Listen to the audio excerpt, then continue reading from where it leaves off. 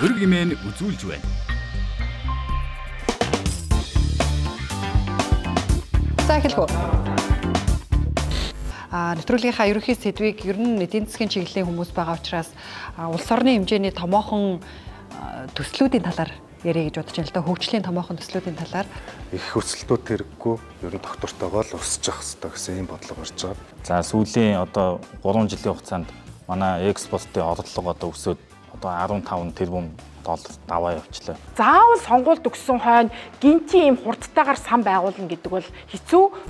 Тэгээ ипотекийн зээл гол нь сүүлийн хэдэн жил шахуу өгөхгүй болохгүйсэн байхгүй хааж хаажснаа гинт Тэр чинь өмнө нь яагаад гэсэн бэ гэхээр иргэн төлөлт нэг жилдээ нэг 500 тэрбум орж ирээд тэгээд төгрөгийн ханшаа алдчихгүй тул яг тэр 500 дээрээ тааруулаад буцаагаад ингээд гаргаад байсан байгаа байхгүй юу?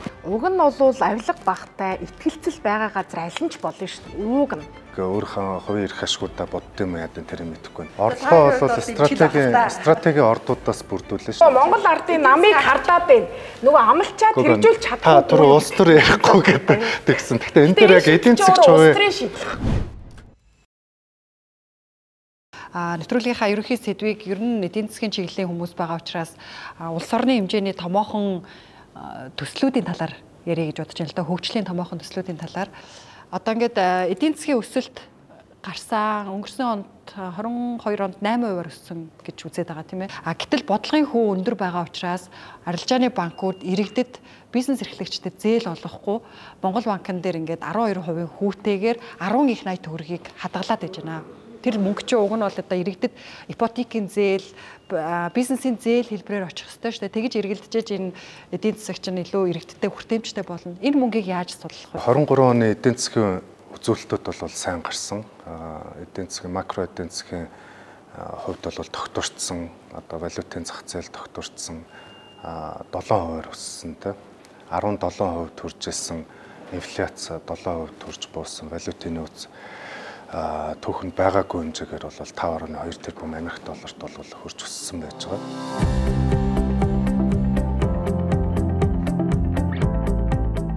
Тэгэхээр ингээд цаашид бид Монгол улсын хувьд бол тогтвортойгоор 10 жилийн тогтвортой өсөлтийг бол хангах ёстой. 6 нэмэх хувь гэж тооцож байгаа. Их өсөлтүүд хэрэггүй ер нь тогтвортойгоор л өсөж явах ёстой гэсэн ийм бодлого гарч байгаа.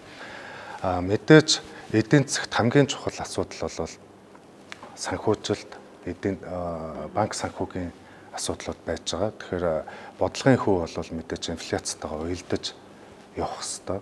Инфляц өндөр байгаа тохиолдолд бол бодлогын хүү бол өндөр л байна те.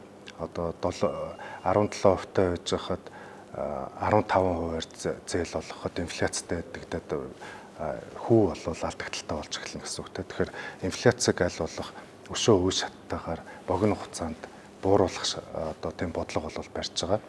Эдийн засгийн хөгжлийн яамнаас дараагийн 4 жилийн хугацаанд одоогийн байгаа 7% инфляцийг 3% хүргэж бууруулах тэр түвшинд нь барих ийм бодлогуудыг бол барьж байгаа. Дээрээс нь санхүүгийн дахиад бизнесийн салбарт жижиг дунд бизнес үйлчилгээ, барилга, аялал жуулчлал одоо бусад энэ мал аж ахуй энэ бусад салбаруудаа тэтгэжээж одоо эдийн засаг бол тогтвортойгоор явна. Зөвхөн нэг салбараас хараат бустай. Ингээхийн тулд бол банк санхүүгийн реформ, шинжилэл зайлшгүй шаардлагатай. Санхүүгийн их усрууд, хямд их усрууд хэрэгтэй. Бизнесээ төлөвлөхөд 3-5 жилийн хугацаанд дор хаяж хугацаатай зээл авдаг. Бага хүүтэй ийм орчингэл бүрдүүлэхийн төлөө бол эдийн засгийн хөгжлийн яам ажиллаж байгаа. Гэхдээ мэдээж мөнгөний бодлого бол Монгол банкны бодлогын асуудал. Тэгэхээр одоо инфляцийн өндөр, бодлогын хүү өндөр байгаа үед бизнес эрхлэгчид хаанаас хямд их усүр хайх юм? Одоо сая төвдөө сайд хэллээ шүү дээ. Инфляц ингээд буугаад 7% дээр хүрсэн. За энэ 7% гэдэг бол ер нь одоо ингээд Монгол банкны нэг зорилт байдаг шүү дээ. 6 нэмэх хасах 2%. Хэрвээ энэ дээр ингээд багтчих чинь бол одоо баг бид нэр хэвийн төвшөндөө хүрээд ирсэн гэсэн үг байхгүй юу?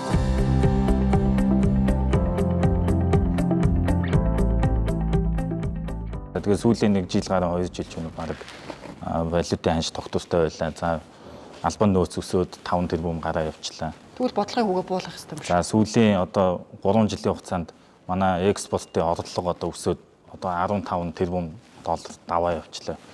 Тэгэхээр энэ дээр одоо тэ 10 их 80 дээр жилдээ 1.2 их 80 төгрөг зүгээр ингээ банкудад ингээд өгöd ах нь бол би буруу гэж боддیں۔ Гэхдээ энийг заавал ч үгүй бодлогын хүүг бууруул гэхээс илүүтэйгээр Монгол банкнд одоо мөнгөний бодлогын аягүй олон арга хэрэгсэл байгаа шүү дээ. Тэгээ одоо ингээд би бас хэдэн тоо ингээ харж байхад тэ зээлийн өсөлт нэг 25% та өссөн байгаа да. Гэхдээ түүний дийлэнх нь дандаа иргэдийн хэрэглээний зээл болчиход байгаа байхгүй юу? Бизнесийн зээл байхгүй. Тийм бол одоо тэр банкны системдээ реформо хийгээд тэр банкуудыг нь бодлогоор жоохон бизнесийн зээлээр ингээд түлхэх энэ ажлыг Монгол банк өөрөө хийх ёстой байхгүй юу? Энд чинь өөрөө тэгжээж манай энэ GDP-ийн өсөлт одоо нэг 7, 8, 9 дээрээ ингээд тогтвортой ингээд нэг одоо 10 жил гэж штэ сая тэрэн шиг ингээд тэгэхээр ингээд зүгээр ингээд түгжиж авчаад нэг хэдэн хэрэглээний зээл гэдгээр ингээд хүмүүс цалингийн зээл олгочоод ингээд бариад тэгээд одоо өнгөрсөн жилийг ингээд харж байгаа үстэй банкуд гэхэд ямар их ашиг хийж байна. Нөгөө талд нөгөө бизнесүүд нь баг ингээд боомлуулсан ингээд явж идэг гэх юм. Би бол зүгээр энэ дээр ингээд яг банк санхүүгийн систем дээрээс нь мөнгөний бодлогыг бол нэг буруу зүг рүүгээ яваад бас нэлээд олон хэдэн жил болчлоо гэж би хардаг л та. Одоо ингээ Монгол Ардын нам гинт сонгуульд өхөнгүүд иргэдийг авилгадаж 10,000 өрхөд ипотекийн зээл олгоноо. Гэхдээ энэ мөнгө бол ингээ баялагын сан ингээ хууль батлагдаад 1-7 хоногийн дараа баялагын сан гинт мөнгөтэй болчихсон. Тэгээ энэ мөнгөөрөө ингээд 10,000 ипотекийн зээлийг олгоно гэдэг байна л да. Тэгээ энэ бол энэ мөнгөний их усүр хаанаас гарч ирв? Үнэхээр баялагын сангаас гарсан уу? Эсвэл яг одоо ингээ Монгол банкнаас зээл авах гэж гин үү? Мөнгө хэвлэх гэж гин үү? Энэ гинтийн 10,000 өрхөд ипотекийн зээл олгох нь барилгын салбарт эдийн засагт бас ямар юм сөрөг үр дагавартай вэ? Тий. Ер нь бол ийм гинтийн ийм сенсацийн шокийн маягтай мэдээллүүд дандаа эдийн засгаа ялангуяа банк санхүүгийн салбарыг бол дөргиодог штеп. Өөрөөр хэлбэл богино хугацаанд дажгүй явж байгаа мэт боловч дундаас урт хугацаанд дандаа сөрөг нөлөө илэрж байдаг.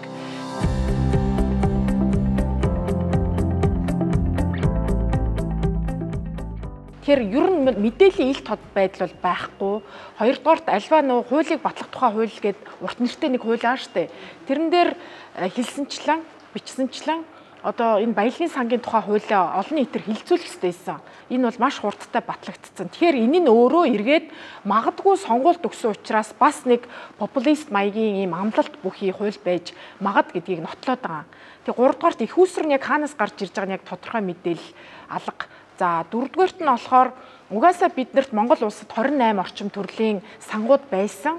Тэгээ эргээд харахад бид нар энэ сангуудаа ерөөсөй олигтой хэрэгжүүлж амжаагүй, чадаагүй, байн ийм донсолгоос одоо нөгөө сонсгол хүртэл хийлээ штэ. Одоо их хурлын гишүүд бодлого боловсруулад хууль эрх зүйн орчныг таатай байдлаар зөв байдлаар оновчтой байдлаар бүрдүүлж явах ёстой байтал нөгөө хулгай хийсэн гишүүд нь хаана байна, хизээ яаж хулгай хийчихвэ шүүхийн байдалд шилжчихсэн. Энэ бол маш ийм гажууд бусад хөгжлийн банкны сонсголт нүүрсний хулгай өөр юу ч хэлээ баахан сонсголоор хариуцлага тооцож амжаагүй байж дахиад нэг юм сан байгуулж байгаа нь иргэдэд болон сөрөг хүчнийхэнд бол маш их юм эргэлзээ тэнэгзэл хардлагыг төрүүлж байгаа. Одоо ингээд дахиад заавал сонгуульд өгсөн хойно гинтийн юм хурдтайгаар сан байгуулна гэдэг бол хэцүү. Доторх мөнгө нь бас хаанаас гарч ирэх гэдэг чинь зүй ёсны тавих асуудал мөн.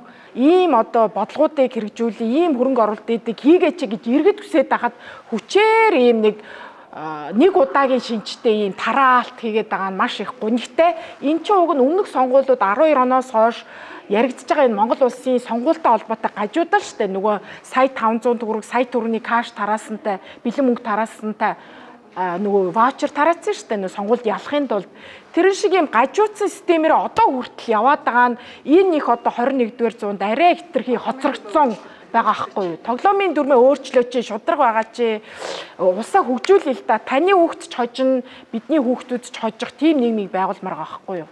Байгуулмаар байна. Тэг шүртэмжтэй одоо эдийн засгийн өсөлтийг одоо иргэдтэй өрхөд оруулахтай энэ бодлого бол хэрэгтэй. Уул уурхаагаас эдийн засгийн өсөлтийг хэрхэн бусад салбаруудад дэмжих вэ? Өрхийн орлогыг яаж дэмжих вэ? Энэ хуулийн зохицуултыг зөвхөн хоёр замаар л би иргэдийн орлогыг, эдийн засгийн өсөлтийг иргэдийн өрхийн орлогот бол оруулна гэж харж байгаа. Нэг нь бол төсвийн бодлогоороо нийгмийн цалин тэтгэмж халамжийн асуудлуудыг төсвийнхаа бодлогоороо шийдэх ёстой. Нөгөө бизнесийг бусад салбаруудад тэтгэх асуудлууд нь бол хөгжлийн одоо баялагын сангаараа дамжиж уул уурхаагаас олж ирж байгаа орлогоо бусад салбарууд руугаа тэтгэж оруулах ёстой. Ийм 3 сан байгуулагдсан. Хөгжлийн сан, Тэгэхээр хоримтлын гол сан. нь яг аль дээр 2-3 жилийн өмнө байгуулад ингээд зээл болгоод гаргах ёстой байтал чи яг сонгуулийн өмнө л ингээд гинт баялагын сан мөнгөтэй болж байгаа нь өөрөө алерт хийчихгүй яасан бэ л гэж бас чинь юу штэ. Экспортын орлого сүүлийн 3 жил даблдлаа штэ. 15 тэрбум доллар төлөв. одоо л мөнгөтэй. Одоо энэ мөнгөө тэр чинь одоо нөгөө авилгатайгаа тэмцээд ил тод болгоод нөгөө аман дээрээсээ зардгийг нь биржээр явуулаад ингээд энэ мөнгөтэй болоод эхэллээ шүү дээ. Энэ гэхдээ Монгол банк төгрөг хэвлсэн биш. Яг бодиттой доллар тэндээс ингээд орлого болоод ороод ирж байгаа. Одоо энийг яах вэ гэдэг асуулт байхгүй. Энийг би бол баялагын сан өрхөд ипотекийн зээл болгох нь зөв үү? Би бол энэ баялагын сан айгүй зөв үйл гэж бодож байна. Сая хэлээлсэн шүү дээ. Нийтдээ 2.80 төгрөгийн ипотекийн зээлийн хүсэлт ингээд банкуд дээр очсон байна. Тэр нь бараг 20 мянган иргэний асуудал юм уу та. Гэтэл жилдээ нэг 6-7 мянган иргэн ингээд тэндээс зээлээ ингээд аваад явдаг. Ирэлт нь бол зөндөө байгаад байна. Тэр хүсэлт очиж ийн гэдэг чинь иргэн байраа судлаад за би энийг авч болох юм байна гэсэн. Тэгэхээр нийлүүлэлт нь бас байгаа гэсэн үг байхгүй. Тэгэхээр аль нь байгаа тэрэн дээр зүгээр мөнгөний эргэлт нь дутчаад байсныг нь одоо экспортын орлогоо оруулаад ипотекийн зээлээ болгож байна. Өмнөх ипотекийн зээл гарцсан байгаа шүү дээ. Тэрний эргэн төлөлт бусад асуудлуудаа шийдэж дараагийн асуудал. Ипотекийн зээл болон сүүлийн тэр хараа нөгөө тэр жил шахуу өгөхгүй болохгүйсэн байхгүй. Хааж ийснаа гинт ингээд сонголт. Тэр чинь өмнө нь яагаад гэсэн бэ гэхээр эргэн төлөлт нэг жилдээ нэг 500 тэрбум орж ирээд тэгээд төгрөгийн ханшаа алдчихгүй тулд яг тэр 500 дээрээ тааруулаад буцаагаад ингээд гаргаад байсан байгаа байхгүй юу. Одоо харин 750 тэрбумаар үүнийг ингээд нэмээд тэгээд за ингээд 2 дахин их ипотекийн зээл бий болгох боломж нь одоо л үүсэж байна. Тийм болохоор эндээсээ ихсэн нь бол би хамгийн зөв гэж харж байна. Орлогоо бол стратегийн ордуудаас бүрдүүлнэ шүү дээ. Одоо Эрдэнэт 5 толгой байна те. Одоо энэ бусад томоохон экспортод гаргаж байгаа орлого баялаг төрийн өмчт компаниуд шүү дээ. Тэгээ төрийн өмчт компаниудаас ногдол ашгаа энэ сангууд дээр төвлөрүүлээд тэгээд аль салбаруудад тэтгэх үү гэдэг нь одоо энэ ипотекийн зээлэг хамгийн тулгараад байгаа асуудал бол өнөөдөр бол энэ орон сууцны асуудал. Монгол хүн өнөөдөр дулаан байранд халуун устдаа амьдралын энэ орчныг сайжруулах энэ яалтчгүй одоо хэрэгтэй байгаад байгаа. Одоо яагаад вэ гэхээр одоо энэ манай гэр хороол Улаанбаатар хотын 60% нь гэр хороолт амьдарчтай.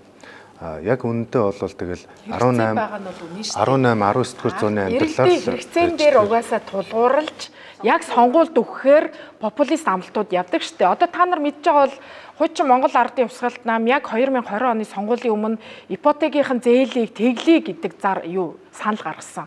За одоо саяхан ардчилсан нам штэ зах зээлийн эдийн засгийг дэмждэг барууны үзэлтэй нам өөрөө одоо жишээлбэл одоо ямар нэгэн зээлийг тэглэе гэдэг санал гаргаж байгаа. Гэх мэт тэгээ тэр цаг хугацааг бид нар эргээ шинжилэх юм бол дандаа сонгуулаас нэг юм уу нэг сар хагасын өмнө ч юм уу ийм байдаг.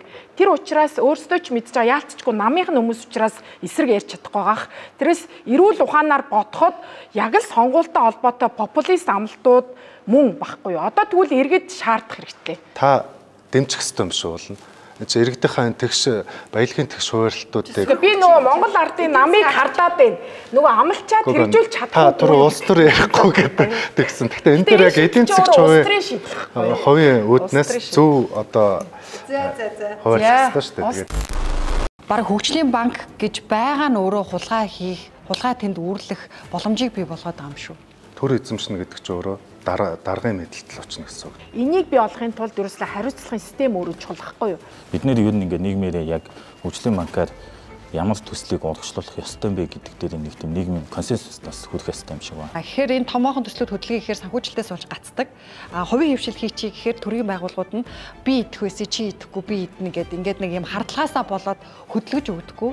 Энэ салбаруудынхаа одоо саналуудаар ингэж эренбэлж хагаад төслүүдэд бол боловсруулдаг. Тэглээгээд бол бас хүрэлцдэг. Их олон форум хийгээл хурал цуглаа уулзлаа гээл гадны өрөнгө оруулагчдыг авчраал баахан амлалт өгөөлсөд тэг ингэн гэдэг бодит байдал дээр хугацаа алдаал Таврын хувьд тэгвэл одоо нэр дэвшээр горлж байгаа хүмүүс би одоо нэвтрүүлэгтээ энэ горлогчдоос асууж байгаа нэг тодорхой асуултууд байна л да. энэ хөгжлийн банк ер нь байх ёстой мó? Хөгжлийн банк үнэхээр яг энэ хөгжлийн томоохон төслүүдэд хөрөнгө оруулалт хийж чадсан юм уу? Улс төрчдийн бизнесийг өгчдөг газар болчихсон юм уу? Энэ дээр та бүхний байр суурийг асуумаар байна. Хөгжлийн банкнд байснаар нь мандуулаас эхлэх үү? Хөгжлийн банк байх ёстой юм уу үгүй мүү гэдэг асуултанд хариулахын тулд би бол зүгээр ингэж л боддог. Бид 2011 онд хөгжлийн банк гэдгийг байгуулад тэгээ 10 хэдэн жил бас нэлээд явлаа шүү дээ. Тэгээд нэлээд ч олон бас төсөл хөтөлбөрт санхүүжилт хийлээ. Нөгөө талд нь бас зөндөө олон хулгайлал уургадлаа. Тэгэл ингээл зөндөө юм боллоо. Тэгэхээр энийг зүгээр нөгөө байх ёстой мүү үгүй мүү гэж асуултанд хариулахаас илүүтэйгээр бид нэр яг ийм системийг ажилуулж чадах юм үгүй мүү яг нийгмээрээ гэдэг тэр асуултанд эхлээд хариулах хэрэгтэй л та. Тийм болохоор миний байр суурь бол одоо ингээд сая 2 жил бас нэлээд олон нийтийн анхааралд ороод за бас ингээд үйл төлбөрийн төлөгдөд ингээд ихсэн юм чинь одоо энэ механизм улам сайжруулад цааш нь авч яваад ингэх юм бол бид бас зөвхөн хувийн хөвшил юм уу төсвийн мөнгөндөө найдахгүйгээр бас нэг хөгжлийн банк гэдэг нэг ийм механизмыг том төсөл хөтөлбөрөөр урагшлуулахад бас дөхөмтэй юм уу гэж тийм л бодолтой байдаг. За мөнх соёлогчийн хувьд энэ дээр юу боддог вэ? Хувийн хвшлүүд оруулж хөрөнгө оруулж амжихгүй тийм сонирхолгүй байгаа тэр төслүүдийг дэмжиж өгөх зорилготойгоор л хөгжлийн банкыг бий болгосон шүү дээ. Тэгээ зөвхөн төсвийн одоо хөрөнгө мөнгнөөс гадна олон улсын санхүүжилтийг татгахч гэдэг юм уу? Ийм байдлаар бол үүссэн. Гэтэл яг бодит байдал дээрээ ил тод байдал дутагдсанаас мөн одоо сайн засаглал бий болж чадаагүйгээс л энэ одоо буруу ашиглагдаж нийгэмд одоо энэ хөгжлийн банкны нэр хүндийг эрс унгацсан. Одоо хөгжлийн банкнд байх ёстой мүү үгүй мүү гэдэг асуудал гарч ш. Тэгэхээр нөгөө талдаа эн чинь өөрөө Монгол улс хөгжих ёстой юу үгүй юу? Энэ нийтийн одоо Монгол улсыг дэмжихэд дид бүтцийн ч гэдэг юм уу, зам одоо бусад том хүнд үйлдвэрүүдийг ч юм уу дэмжихэд хөрөнгө мөнгө хэрэгтэй юу гэдэг асуулт болох байхгүй юу? Тэр мэдээж хэрэгтэй гэдэг хариулт гарна шүү дээ. Тэр хөгжлийн банкыг зүй ёсоор нь ёс зүйтэй авч явахын тулд хамгийн гол нь тэр бүтцийг зөв байлгах, менежментийн бүтцийг нэмээд хэн орох ёстой энэ тэр төлөөллийг зөв бий болгох. За тэр багт орсон хүмүүс маш одоо хариуцлагатайгаар өндөр ёс суртахуунтайгаар ажиллах, сайн засаглалыг бий болгохын тулд хянах хэрэгтэй. Эргээд одоо тэр бусад иргэний нийгмийн байгууллагууд тариалагдах газрууд хянах ёстой. Хянахын тулд мэдээллийн ил тод байдал байх ёстой. Тэгэхээр хууль эрх зүйн орчнороо ч гэсэн ил тод байдлыг шаардж явах ёстой. Байнгын нийтэд зориулсан тайлан гаргаж явах ёстой. Ийм зөвлөд бэлээ болох ёстой. Аливаа одоо ингээд нийгмийг донсоглосон энэ олон сенсацууд, энэ олон одоо нүүрсийн сонсголч, хөгжлийн банкны сонсголч энэ асуудлууд бий болохдоо нөө сөрөг юм нь их байсан болохоор эрх мэдэлтэй хүмүүс мэдээллийг ашиглах замаар тэр байсан хөрөнгийг буруу зүйлд завшсан энэ муу кейсүүд чинь сайн одоо кейсүүдэд маш их дарж байна. Энийг бий болгохын тулд ерөөсөө хариуцлагын систем өөрөө чухал байхгүй юу? Хариуцлагын системийг төр өөрөө гүйцэтгэж чадахгүй бол иргэний нийгмийн байгууллага иргэдийн одоо хөтөч нохоо гэж ярьдаг шүү дээ, watchdog гэж ярьдаг. Энэ одоо механизмууд бол нэлээд хүчтэй хөгжих хэрэгтэй байгаа Монгол улсад. Бараг хөгжлийн банк гэж байгаа нь өөрөө хулгай тэнд үүрлэх боломжийг бий болгоод байгаа юм шүү. Одоо эдийн засгийн хөгжлийн яам гэдээ байна те. Тэгэхээр танай яамны бараг ингээд заримчиг үүрэгтэй энэ ажил нь давхцах юм шиг харагдав. Ер нь бол олон улсын энэ хөгжлийн банкны туршлагууд бол байдаг. Төр эзэмшнэ гэдэг чинь өөрөө даргын мэдлэлт очно гэсэн үг. Тэгэхээр одоо сайн яг бизнесийн чиглэлээр явуулах, одоо бизнесийн сайн төслүүдийг гаргаж ир санхүүжүүлэх энэ арга зам нь өөрөө улс төрөөс хараат бус бие даасан ийм бизнесийн цэвэр орлого ашиг олдог энэ сайн төслүүдийг санхүүжүүлдэг ийм менежмент бол сайн байх хэвээр. Тэр утгаараа төр өөрөө энэ банк байгуулад, төр өөрөө энэ санхүүжилтуудыг олгоод маш олон энэ асуудлууд үүслээ шүү дээ сая тийм.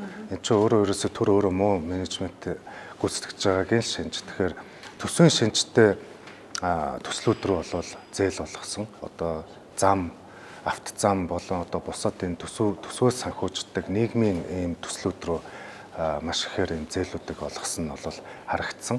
Тэгэхээр энэ банк өөрөө бизнесийн цэвэр одоо ашигын төлөө сайн одоо үр ашгаа өгдөг ийм сайн төслүүдийг санхүүжүүлж энийг эдийн засгчид одоо asset менежерүүд цэвэр мэрэгжлийн хүмүүс бие даасан шийдвэр гаргаж энийг бол хэрэгжүүлэх ёстой. Тэгэхээр цаашид бол яг хөгжлийн банк байж болно. Гэхдээ засаглалаа өөрчлөх ёстой. Төр энийг эзэмшээд төр менежментийг авч яваад төр санхүүгийн бизнес эрхлээд төслүүдийг санхүүжүүлж явах нь бол буруу гэж харж байгаа. Тэгэхээр төр менежментийг нь хийж чадахгүй байгаа бол өөр хэн хий? Олон улсын жишээ нь ямар байдгийг? Банк санхүүгийн салбар дээр ер нь төр оролцоод авах юм бол шаардлагагүй. Хувийн хвшил, хувийн санхүүгийн байгууллагууд энийг аваад явах ёстой. Дээрэс нь өрсөлдөөнийг бий болгох ёстой. Томоохон төсөл хөтөлбөрүүдийг хэрэгжүүлэхэд манай дотоодын банкуд бол нэг том төслийг яг project зээлийнх нь хэмжээнд ингээд урт хугацаанд ингээд санхүүжүүлээд доктортой аваад явах юм чадамж бол би бол байхгүй гэж харж байгаа. Тэхийн тулд бол гадны хөрөнгө оруулалтын банкуд орж ирж ажиллах ёстой. Энийг нээлттэй болох ёстой. Томоохон банкуд орж ирж чаддгүй маа гэхэд ядаж дунд хэмжээний банкуудыг бол чөлөөтэй оруулж ирж байна. Өрсөлдөөнд энэ санхүүгийн зах зээл дээр үүсэх ёстой гэж харж байна. Ер нь бол хүнээс хамааралгүй системийн зөв сайн бий болох ёстой шүү дээ. Анхны хөгжлийн банкыг ярьж хахад Солонгосын ч гэдэг юм уу Японы ийм яг нөө asset management-ээр дагнсан хөрөнгийн энэ хөрөнгө оруулалтын менежментээр дагнсан тэр компани удирдлагуудыг оруулж ирэх гэсэн асуудал яригдчихсэн менежментийн багт нь оруулах. Гэхдээ тэр чин бодит байдал биелээ олоогүй. Бусдын илж байгаачлалын улс төрөөс болон эрх мэдлэгнүүдээс хит хамааралтай бүтэц бий болгоцсон байхгүй. Хөгжлийн банкны яг энэ хүртэлх хугацааг харахад хамгийн сайн хөгжлийн томоохон төсөлд хөрөнгө оруулсан кейс нь юу вэ? Хөгжлийн банк гэхээр биднэрт бүр хулгайлал санагддаг болсон байна. Тийм. Яг нэлээд хэдэн төслүүд байгаа л да. Жишээ нь яг тэгэл ингээл том төслүүд чинь яадаг вэ гэхээр мэдээж зөндөө шүмжлэх тал байна, бас хэрэгтэйг нь бас магтах тал байна. Тийм айл нь. Жишээ хэлэхэд бол ингээд эрчим хүчний бас нэлээд хэдэн төслүүд бас хөгжлийн банкны санхүүжилтээр бас ашиглалтанд орсон байгаа. Тэгээд зарим бас замын бүтээн байгуулалтууд бас явсан. Бүх аймагуудаа холбох бас нэлээд их санхүүжилт чинь бас хөгжлийн банкаар явсан шүү дээ. Гэх мэтчлэн тиймэрхүү нөгөө сайн тал нь бас байгаа л да. Тийм болохоор бүгднийг бас хадлуулж болохгүй л гэсэн үг.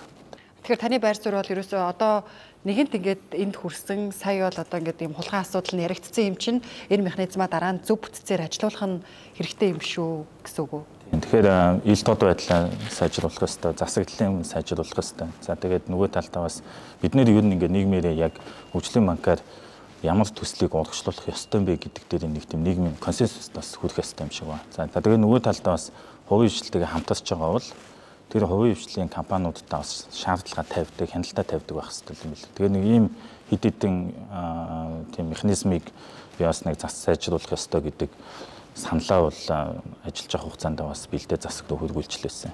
Ер нь хөгжлийн банкны санхүүжилтийн гол их үүсвэр нь олон улсаас бонд босгох буюу өрөөр л голлон санхүүжиж ирсэн биз дээ. Тийм. Яг хөгжлийн банкны угаасаа үндсэн санаа нь тийм л да. Гадаадын банк санхүүгийн зах зээлээс бага хүүтэй урт хугацаатай санхүүжилтийн их үүсвэрийг олж ирээд түүнийг мэдээж том төслүүд чинь бас олон жил үргэлжилж яж үр ашигаа өгнө. Тэгэхээр тэр их үүсвэрийн тэр нөхцлүүдтэй уялдсан тийм зээлийг бага хүүтэйгээр ус хугацаагаар олгоно л гэсэн санаа байхгүй.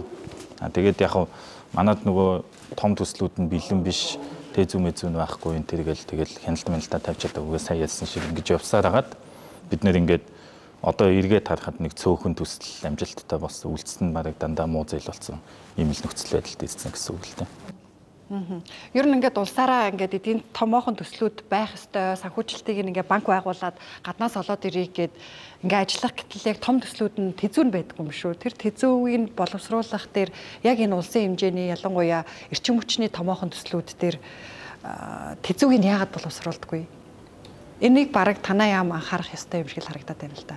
Тийм ээ. Ер нь бол том төслүүд хэрэгжих ёстой эдийн засгийн манай шин сэргэлтийн бодлогын хүрээнд 94 төсөл арга хэмжээ хэрэгжүүлэхээр дэд үтцийн томоохон төслүүд, автозам, төмөр зам, цахилгаан станцууд, бомбын төслүүд ингээд үйлдвэрлэлийн паркуудыг байгуулах гэх мэт олон төслүүд бол хэрэгжүүлэх шаардлагатай.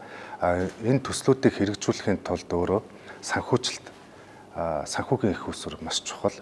Тэгэхээр ерөөсөө төр хувийн хвшлийн түншлэлийн тухай хууль бол сайхан батлагдаад ингээд хэрэгжээд эхэлсэн байж байгаа. Гадны хөрөнгө оруулалт, хувийн хвшлийн хөрөнгө оруулалтуудыг татчихж энэ том төслүүдийг хэрэгжүүлэх ёстой. Тэрнээс төр өөрөө дангаараа төсвөөрөө эсвэл зээл аваад ийм төслүүдийг хэрэгжүүлэх боломж байхгүй, боломж бололцоо нь байхгүй. Тэгэхээр санхүүгийн зайлшгүй одоо дахиад нөгөө нэг банк санхүүгийн шинжилүүд шаардлагатай. Энэ дээр урт хугацаанд, дунд хугацааны ядахна 5 жилийн хугацаанд бизнесийн төлөвлөлт гаргаад хугацаатай, хүү багтай урт хугацааны зээлүүд авах энэ боломжийг нээхэд тулд бол мэдээж энэ банк санхүүгийн системийг реформ хийж одоо миний гол асуулт нь болохоор томоохон төслүүд хөдлөхгүй байгаа нь санхүүжилт байхгүй мүү? Төсөл нь өөрөө бэлэн биш байдаг юм уу? Аль нь. Ерөөсөө санхүүжилтэн дээр ч хамгийн нэгдүгээр том асуудал бол санхүүжилт. Хоёрдугаарт нь бол бэлэн төслүүдийг бэлтгэх асуудлууд байж байгаа. Тэгэхээр ерөөсөө яг тэрийг хэн бэлтэх үү? Жишээ нь хувийн компаниуд өөрсдөөсөө мөнгө гаргаад тэзүүг нь боловсруулчаар автоматар төр ингээд зогсоочдөг. 5-7 цахилгаан станц дээр ингээд 2 удаа зогссон кейс байдаг шүү дээ. Тэгэхээр ингээд хувийн компаниуд айгаад орохгүй байна. Нэг тэзүү боловсруулахад 300 сая төгрөг гэдэг гэсэн. Тэгэхээр төр өөрөөсөө бараг боловсруулах хэрэгтэй биш үү? Тэгээ одоо үйлдвэрлэлүүд бол аж үйлдвэрийн паркууд хувийн хвшлийн чанартай үйл ажиллагаа явуулах төслүүд бол хувийн хвшил өөрсдөө тэзүү судалгаа зураг төсвөө хийгээл өөрсдөө ингээ хийчихнэ.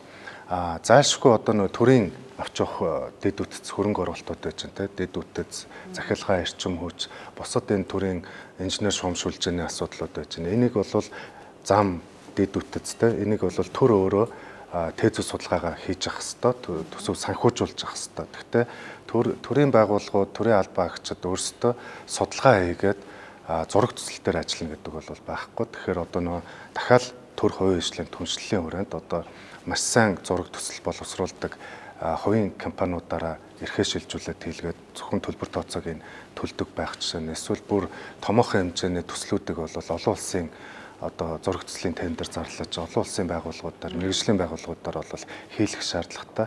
Тэгэхэд тулд ер нь эдийн засгийн хөгжлийн яам яг энэ томоохон төсөл хөтөлбөрүүдийг хэрэгжүүлэхдээ шадар сайд эдийн засгийн сайдын багцад одоо зураг төсвийн мөнгө бол батлагддаг. Энийг бол олон салбарууд байдаг. Дэд үтц одоо хөдөө аж ахуй, уурхай, бусад эрчим хүч гэдэг. Энэ салбаруудынхаа одоо саналуудаар ингэж эренбэлж хагаад төслүүдээ бол боловсруулдаг. Тэглээгээд бол бас хүрэлцдэг. Тэгэхээр сайн том төслүүдийг гаргаж ирэхин тулд яг ийм bankable одоо санхүүжилт хийх эдийн засгийн үр ашигтай сайн төслийг боловсруулах тэзүү судалгааг бол заашгүй байх шаардлагатай. Тэгжээж санхүүжилтүүд орно. Эдийн засгийн үр ашигтай байх нь алдагдлын бүх хөвгөний эрсдлүүдийн тооцчиж тэр төсөл рүү санхүүжилт оруулах боломжууд нэгдэх юм байна. Жишээ нь одоо Улаанбаатарт одоо хүртэл тог хязгаарлаж байгаа. Тоггүй. Зарим хэсгээр нь ингээд эрчим хүчээ хязгаарлаад байгаа шүү дээ. Тэгэхээр ядчил одоо ийм эрчим хүчний томоохон төслөө хөдөлгөх зайлшгүй шаардлага бол байна. Тэгэхээр энэ томоохон төслүүд хөдөлгөе гэхээр санхүүжилтээс болж гацдаг. Хувийн хвшил хийчихье гэхээр төрийн байгууллагууд нь би идэх байсан чи идэхгүй би иднэ гэдэг ингээд нэг ийм хардлагаасаа болоод хөдөлгөж өгдөггүй. Эсвэл дараа нөгөө концессийн гэрээ төр хувийн хвшлийн түншлийн гэрээн дээр маргаад идэл да заавал хувийн хвшлийн барьсан төсөл дээр төр 34% эзэмших ёстой ч гэдэг юм уу те. Энэ дээр танд яах ёстой гэж боддог вэ? Хугацаа алдахгүй төрөөр хувийн хвшлээр бариулах ёстой мó? Эсвэл төр өөрөө барьж чадхаа хүлээх ёстой мó? Хараа, уг нь бол авилга багтай итгэлцэл байгаа газар аль нь ч болно шүү дээ. Уг нь сайн засаглалтай газар. Яг хуулиар бол төсвийн тухай хуулиар бол тэзүүтэй төслүүдийг л хөрөнгө оруулалтын төсөв гаргах хэрэгтэй байхгүй юу? Төсвийн тухай хуулиараа. Тэр тэзүүнд бэлтгэгдсэн байх хэрэгтэй байх нь шүү дээ. Тэзүүтэй ч вэ, тэзүүгүй ч вэ ялангуяа том мега төслүүд Монголд явахгүй одоо 10-20 жил болно шүү дээ. Зөвхөн 5 дугаар цахилгаан станц биш, өөр бусад цахилгаан станцын асуудлууд, төмөр замын асуудлууд энэ нь эргээд Монголын эдийн засгийн хувьд алдагдсан боломжийн өртгийг маш их нэмж байгаа. Алдагдсан боломжийн өртөг гэдэг нь өнөөдөр зөвхөн зарцуулж байгаа 10 сая төгрөг, 100 сая төгрөгийн тухайч биш. 100 сая төгрөг зараад магадгүй 5 жил, 10 жилийн дараа тэр 100 сая төгрөг чинь 500 сая төгрөг болчих байсан. Тэр тэр одоо эдийн засгийн өсөлт бүтээмжийн тухай бид нар яриад байгаа байхгүй. Хүний амьдрал явж шít тэр 15-10 жилд чинь. Гэтэл энэ нэг том боломжоо алдаад байна гэдг нь зөвхөн Монгол иргэдэд төдийгүй, зөвхөн компаниуд төдийгүй улсад маш их хохиролтой байхгүй юу. Хууль эрх зүйн орчныг хэрэгжилт байхгүй. Гой хууль гаргацдаг. Тэрийг баг одоо маш хурднаар өөрчилж чаддаг. Хууль 12 удаа өөрчилсөн байхгүй тэр 11 оноос хойш. Тэгэхээр эн чинь өөрөө Монгол улсад итгэлцэл зөвхөн Монгол хүмүүсийн хооронд биш, гадны хөрөнгө оруулагчид хүртэл Монголд итгэхгүй болцсон. Тэгэхээр одоо тэр итгэлийг бий болгохын тулд саяны 3 асуудал шийдэгдэх хэрэгтэй. Авилга байхгүй болох хэрэгтэй. 2 дугаарт мэдээлэл ил тод байх хэрэгтэй. 3 дугаарт Хэлсэн бол хийдэг байх хэвээр. Нэг олон форум хийгээл хурал цуглаа уулзлаа гадны өрөнгө оруулагчдыг авчраал баахан амлалт өгөөлсөд тэг ингэн гэдэг бодит байдал дээр хугацаа алдаал нөгөөдүүлээгээ баахан хойноос гүйлгэж байгаа л сүүлдээ нөгөөдүүл нь эсвэл хохиролтой буцна эсвэл итгэл нь буураад алга болно. Ингээд ерөөсө хөрөнгө оруулагч сонирхол илээ шүү дээ эрчим хүчний салбар дээр. Монгол хүн тэгэхээр одоо төр засаг нь хариуцлагатай бөгөөд сайн засаглалыг бий болгож чаддаг институцийн доктортой бөгөөд чанартай байдлыг бий болгож чадвал эн чинь биелээ болох ёстой шүү дээ. Тэгээ цаад утгаараа бол хүнээс үл хамаарсан маш сайн тогтолцоо тэр системийг бий болохгүй бол ерөөсөө ийм сонгуулийн оронд явдаг тухайн одоо өндөр эрх мэдэлтэй албан тушаалд хэн очдгоос хамаарад манай улс ерөөсөө хөгжиж чадахгүй. Сайн очвол ашгүй, чанартай очвол чадамжтай очвол муу очвол яана гэд улс даяараа ингээ хүнээс хамаарсан ийм докторгүй гажуудсан системтэй. Зөв системээ бий болгочвол хинэн ч өрсөн яах вэ гэж юм тий. Хинэн ч байсан бишээ. Тэгэл тэр систем чи өөрөө чанартай үнийг л нэхнэ шүү дээ. Систем өөрөө ажиллах нь байна. Тэгэхээр одоо яг нэг шаардлагатай тулгараад байгаа эрчим хүчний ч гэдэг юм уу те эх жил гал алдахгүй тул тог алдахгүй тул энэ том төслөө хөдлөхийн тулд хувийн хвшлэр нь бариулах хэрэгтэй юм уу? Түр өөртөө хөрөнгө босгоод бонд гаргаад ч юм уу өөртөө барих хэрэгтэй юм уу? Эдийн засгийн яамнаас оруулж батлуулсан тэр хувийн хвшлийн түншлэлийн хууль гэдэг байгаа тийм. Тэр бол одоо яг энэ хувийн хвшил төр хоёрын одоо хоорондын харилцааг зохицуулсан тэр дүрмийг нь бичээд өгчлөө шүү дээ. Яг нь энэ дээр бас зарим шүүмжлэлтэй юмнууд байгаа. Гэхдээ ерөнхийн мөн чанараар бол зөв рүү явж байгаа байхгүй юу? Яагаад ер нь аль нэг нь хийх гэхээсээ илүүтэйгээр эн чинь нөгөө сая одоо бид ингээл зөндөө ярьлаа шүү дээ. Том төсөл чи өөрөө урт хугацаанд хэрэгждэг болохоор эрсдэл нь өндөр болчдөг. Ирээдүйд юу ч болохыг мэдэхгүй тийм. Тэгэхээр тэрэн дээр нь зарим хууль эрх зүйн баталгааг нь төрийн зүгээс гаргаж өгөөд за чи одоо ингээд ийм мөнгө ийшээ хийчлээ гэхэд 2 жилийн дараа гинтхэн бүх юм нь өөрчлөгдөхгүй гэдэг баталгааг нь гаргаж өгөөд нөгөө талдаа тэр хувийн хвшилтэйгээ хамтраад бас зарим тал дээр нь баталгаа бичиж өгөөд гаднаас босгох их усүрийг нь өсөлтгийг нь бууруулж өгөөд гэх мэтчлэн иймэрхүү байдлаар хамтарч болох байхгүй. За нөгөө нэг хамтрах нэг арга нь бол одоо доотлын дэд үтцийг нь тавьж өгөөд тэр шугам цахилгаануудыг нь хийж өгөөд за түр нь энийг хариуцъя. Тэгээд тэр дэд үтцээ ашиглуулсныхаа түрээсийн орлогоо түр нь авчи. Чи өөрөө энэ дээр өөрийнхөө төслөө ингээд гаргаад ашгаа явуулаад тэгээд тэр үл төлбөрөөр дараад яваа гэсэн нэг иймэрхүү дүрмийн харилцаа яваад байгаа шүү дээ. Тэгэхээр яг хөө жижиг төслүүд за мэдээж одоо арилжааны бус төслүүдийг бол төсвөөс жижигхэн бизнесийн төслүүдийг бол за дунд зэргийн төслүүдийг жишээ нь хувийн хвшлэн өөрсдөө хийчихнэ. Яг ийм том хэмжээний юм дээр болохоор яг энэ төр болон бизнесийн хоорондын харилцааны дүрмээ аягүй сайн тогтоож өгөх хэрэгтэй. Тэгээд түүнийг бас аль талаасаа бас ойлгодог, мөрддөг, тэгээд бас нэг нэгэндээ хяналт тавьдаг тийм л ах хэвээр. Тэгэхээр одоо энэ төр хувийн хвшлийн түншлэлийн тухай хуулаараа одоо хувийн хвшлийн томоохон төсөл рүү зоригтой орох тийм эрх зүйн орчин нөхцөлийг нь яаж бүрдүүлж өгсөн? За би нэг жишээ дуртаад хэлэхэд Багнуурын цахилгаан станцын төсөл одоо гацаа 10 гаруй жил болж байна. 15 оноос хойш үндсэндээ гацсан. Өмнөх одоо концессийн тухай хуулиар хуулийн дагуу бол гэрээ байгуулагдаад хөрөнгө оруулагч тал бол төслийнхаа кампыг байгуулад эхнийхээ суур төслүүдээ ингээ хэрэгжүүлээ явж байгаад зогссон. Тэгээд зогссон шалтгаан нь юу вэ гэхээр одоо ерөөсө хэн нэгэн дарга эрх мэдэлтнүүдийн үзмжээс болж энэ асуудлууд шийдэгддэг. Нөгөө талдаа хувийн хвшил би эдэн л гэсэн үг штэ.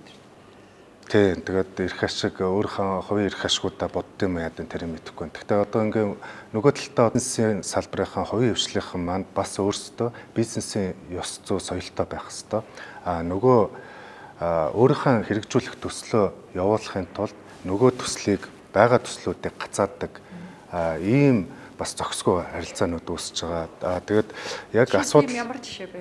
Бас Багнуурын цахилгаан станц яагаад гацсан гэхээр концессийн гэрээ бол өөрөө маш хатуу гэрээ байдаг. Олон улсын эрх зүйн талаас засгийн газрын байгуулж байгаа гэрээ учраас засгийн газар нэгэнт гэрээ байгуулсан бол хатуу байх хэвээр. Түүнийг биелүүлэх хэвээр байхгүй. Тэгэхээр ямар асуудал үүссэн гэхээр 350-ийн 700 мегаваттын хүчин чадалтай цахилгаан станцын төсөл бичигдээд гэрээ байгуулсан засгийн газартаа. Тэгээ хэрэгжүүлэхээ явах явцад эрчим хүчний сайд нь шинээр гарч ирсэн сайд нь энэ төслийг хүчин чадал нь ихтэж байна. 700 мегаватт бол ихцэн хүчин чадал ихтэй төсөл байна. Энийг багасгаа гэж зогсоод. Тэрнээс хойш тэгээд тэр төсөл зогссон байж. Тэгэхээр нөгөө алдагдсан боломж өнөөдрийн захиргаан эрчим хүчний дутагдал эргээд нийт ард иргэд бол нийтээрээ одоо энэ хохирлыг амсаж байгаа тийм. Одоо бизнесийн салбарууд үйл ажиллагаагаа явуулах гэхээр эрчим хүчний дутагдалд орно, зөвшөөрлөд авна. Энэ бүх нөлөөллүүд нь одоо усч эхэлж. Хин нэг дарга одоо хууль дарга бол хуулиар дагаж мөрдөх ёстой, хуульдаа захирагтаал явах ёстой. Тэрнээс өөрийнхөө үзмжээр хуулийг өөрчилж дураараа эсвэл гэрээг нэгэнт байгуулагдсан гэрээг дахиад энэ болохгүй гэж ингэж өөрчилдөг асуудал байхгүй. Тэгэхээр төрийн үйлчлэлийн түншлэлийн тухай хуулиар яг энэ асуудлуудыг бүгдийг зэгцэлж өгсөн байж. Төрийн тоглоомын дүрмийг хууль нь батлагдсан. Гэхдээ эх оны 1 сарын 1-ээс хэрэгжүүлээ. Энэ оны 1 сарын 1-ээс хэрэгжээд эхэлсэн байж. Төрийн тоглоомын дүрм ил тод нээлттэй тодорхой байх ёстой. Тэгжээж хувийн хвшил хөрөнгө оруулалтаа хийж бизнесээ төлөвлөх урт хугацаанд яаж явах нь маш тодорхой байж. Орон нутг нь ямар ч үүрэгтэй, засгийн газар нь ямар ч үүрэгтэй, одоо агентлаг төрийн байгууллагууд нь ямар үүрэг хариуцлага хүлээх юм те салбар яамдууд нь юу хариуцах юм гээд тэрийг нь хуульчлыг нэлээд процессжуулаад бүр ингээд давхар үүрэг хариуцлагуудыг тодорхой болгоод өгч байгаа. Энэ төслийг хэрэгжүүлэхэд тодорхой нэг хин нэгэн албан тушаалтны буруугаас болоод тэр төсөл гацах юм бол эргээд өөрөө энэ чинь эрсдэлт ордог. Хичнээн хувийн хвшлийн хөрөнгө оруулалтаар энэ төслийг хэрэгжүүлэх байсан ч гэсэн төрийн буруутай шийдвэрээс болоод тэр төсөл гацхад алдагдж байгаа тэр хөрөнгө оруулалтын одоо эрсдлийг засгийн газар өөрөө хариуцах тийм эрсдэлт ордог байхгүй.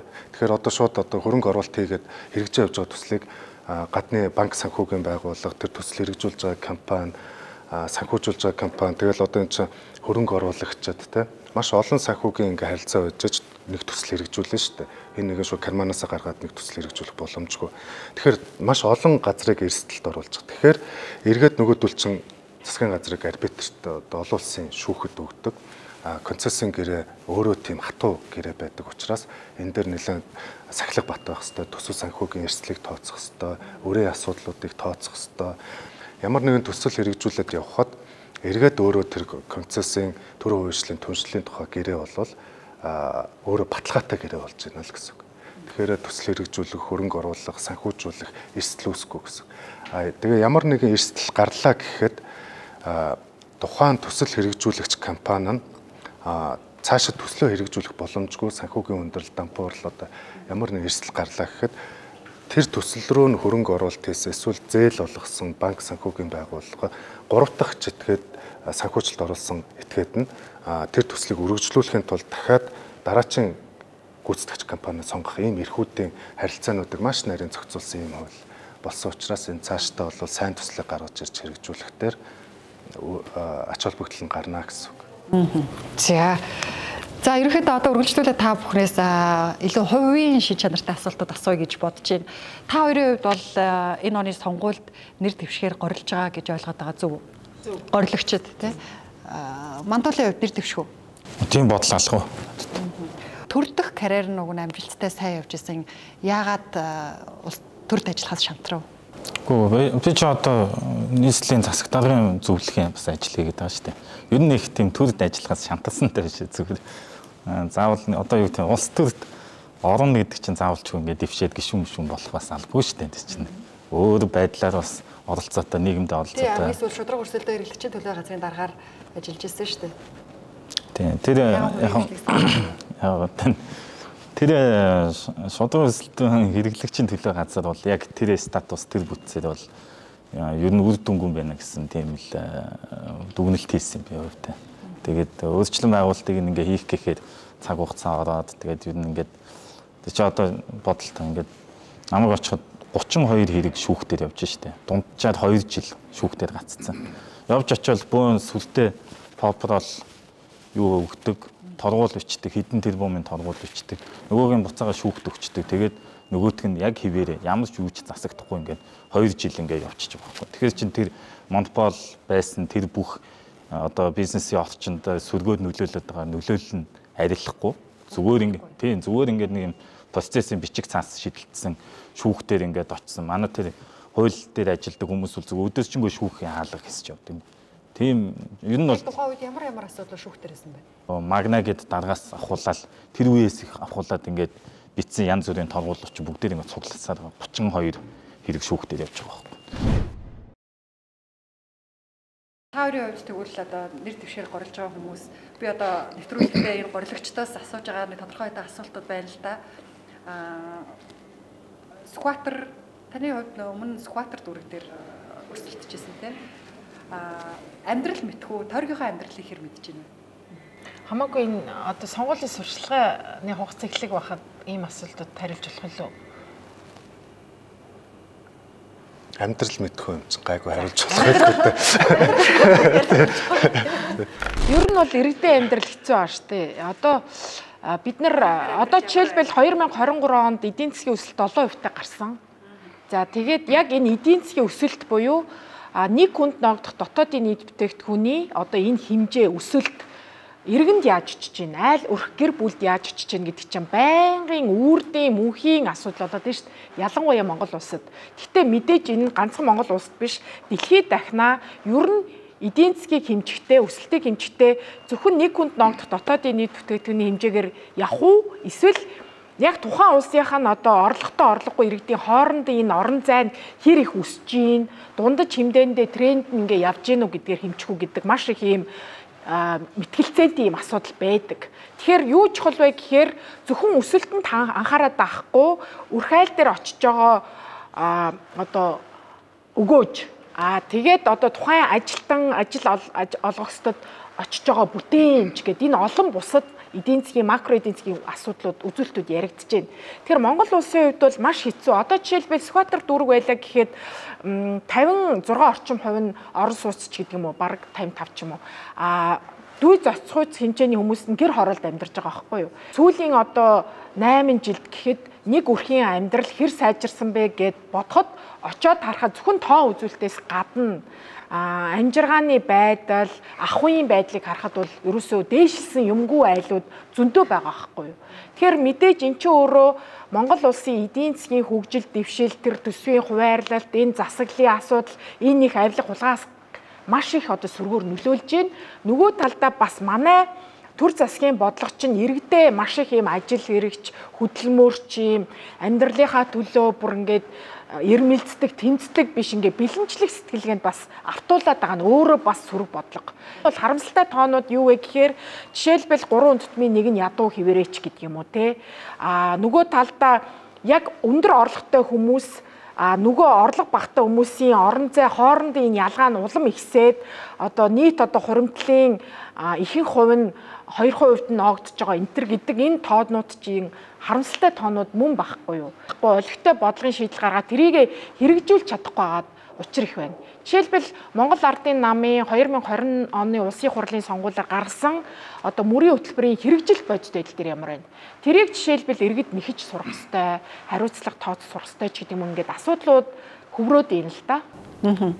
Танаас асуумаар байна. Одоо та бол ингээд эдийн засгийн хөгжлийн яаманда ийм гоё офс цугаад томоохон хөгжлийн бодлого ярьж байгаа. Гэтэл яг та бүхний энэ том одоо ингээ өсөлт үзүүлсэн гэсэн энэ тоо өрх аж ахуй нэгждээр иргэнд хүртээмжгүй байгаад байна л да. Тэгэхээр тэр иргэний амьдрал ер нь энэ төвийн бүсээс захын хорооллын амьдрал ямар байгааг та мэдэж байна уу? Гэхдээ яг мэдлгүй яг би энэ нийгмийн нэг л хэсэг нэг эдэс нь 3 хүүхэдтэй эцэг хүн одоо тэг амьдрал өдөр тутмын амьдрал хүүхдүүдийн сургалтын төлбөрөөс ахуулаад өдөр тутмын хүний амьдралын асуудлууд хэн бүхэнд л байдаг. Тэгэхээр амьдралыг бас одоо би энэ жил 44 хүрж байна. Хувийн хвшлийн салбарт 10 гаруй жил ажилласан, бизнесийн хийх гэж оролдож бас ингэж амжилт гаргаж унж босож зөндөөл явж ирсэн. Тэгэхээр мэдээж энэ бол өөрөө эрсдэл өөрч, өөрөө бизнес хийх гэж зүтгэж, баялаг бүтээх гэж зүтгэж, хэдэн хүнийг бас ажлын байраар хангах, цалин тэтгэврээр хангах, хангамжийн асуудлуудыг шийдэх гэж бас зүтгэжсэн хүний хувьд бол амьдралыг мэднэ. Дээрэс нь бас төрд чамгүй олон жил бас ажилласан туршлага байна. Тэгэд сангийн яам, эдийн засгийн хөгжлийн яам гэдэг бол яг л бүхэл салбар дээр тулгамдж байгаа алин тэтгэврт итгэмж одоо бүхэл одоо эмч совилогч одоо бүх нийгмийн асуудлууд дээр гудамж хороо талбай дүүргүүдийн асуудлуудын хөрөнгө оруулалт санхүүжилтийн асуудлууд тэнд юу тулгарч байна бүх асуудал дээр бол яг л зөв төлөвлөж одоо бүх асуудлыг судалж шинжилж ээж бүх салбаруудтай зөндөө олон проблем зөндөө олон одоо бидний нуруунд дээр үүсэж байгаа юм асуудлууд бол байна. Тэгэхээр энийг бол одоо залуу хүний хувьд бол зоригтой богино хугацаанд шийдвэрлэхийн төлөө ажиллах ёстой л гэж би бол харж байна. Тэгээ хийх ажил бол их байна. Ондоо компанийн сошиалд удирдлагууд нь үзэл бодлоо илэрхийлээд одоо энэ эрх барьж байгаа Монгол Ардын намыг дэмжихээ илэрхийлсэн байсан. Таны хувьд өөрөө ч хувьд ч гэсэн дэмжихээ илэрхийлсэн байсан. Дэмжиж байгааг нь үгүйсгээгүй. Гэтэ яагаад энэ намыг одоо энэ эрх баригчдыг дэмжиж байгаа вэ? Үгүй, эрх баригчдыг дэмжсэн гээгүй. Ерөнхий сайдын энэ шударгуус зүйлтэй тэмцээд байгаа тэмцлийг дэмжсэн гэж байна. Аль нэг намыг биш. Энэ бол энэ одоо юу гэдэг би өөрөө яг Монгол Ардын намын гишүүн хүн.